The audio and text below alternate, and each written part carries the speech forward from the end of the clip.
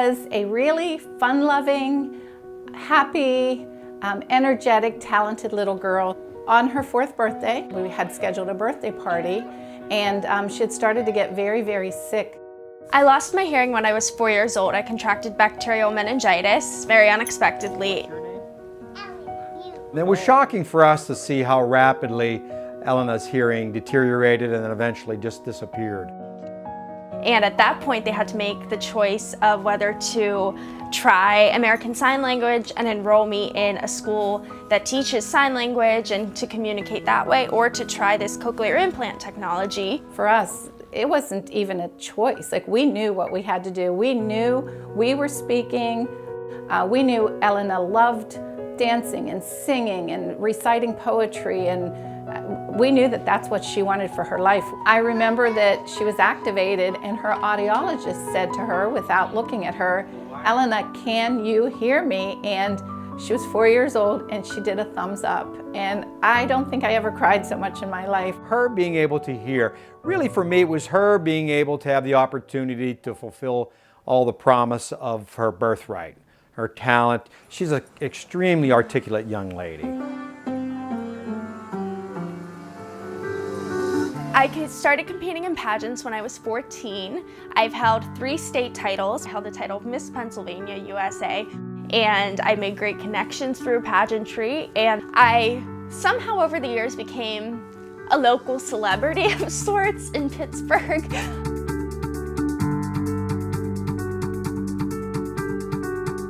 Recently, a business in Pittsburgh reached out to me and they asked me if I would do all of the radio ads for them for the year. So I work with our local radio station here in Pittsburgh, and I record 1-minute radio spots every 2 weeks, which is funny, you know, being 100% deaf, and here I am doing the radio ads for a huge corporation. As I've gotten older, and even as I've mainstreamed, I've stayed in very close contact with my oral deaf school. I'm probably there maybe 5 or 6 times a year to MC their fundraising gala, to visit the kids at the school, and they mostly love the crown because they think it's a princess crown and they love to hold it and wear it. But it's always so nice to see their faces light up when I show them that I have a cochlear implant too, and it's okay to, you know, have something that's maybe a little bit different about you, and you can still do anything you want in your life. You can still achieve whatever you want. Don't let it stop you or hold you back. I have a very big family on both sides, and we're very loud. We like to talk over each other. I'm Greek and Italian, so To have hearing in a family like ours, that's very important. We talk a lot and we communicate verbally a lot, and she would have missed out on so much if she couldn't hear. When I won Miss Pennsylvania this past year, the outpour of support I received from the Cochlear family around the world was incredible. I was receiving messages from Iceland, from Australia, from England, Canada, all over the place. It's so nice to see that there are so many people out there that are a part of the Cochlear family that are willing to help you, to give you advice, to tell you their stories, to provide you with information and facts, resources. So nice to know that I'll always have these people through the rest of my life. My true passion in life is helping others and inspiring others, especially those that are in similar situations with me with the deafness. That web of support is critical.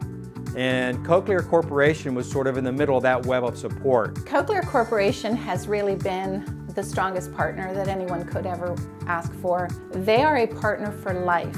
Which is important for us working with a provider, but also supportive of Elena as she turned around and supported other people who are going through the process of getting an implant and learning to deal with hearing impairment. This is the stuff that means so much to me, and it means so much that I'm able to be an advocate for something that has, changed my life. I couldn't imagine my life without it.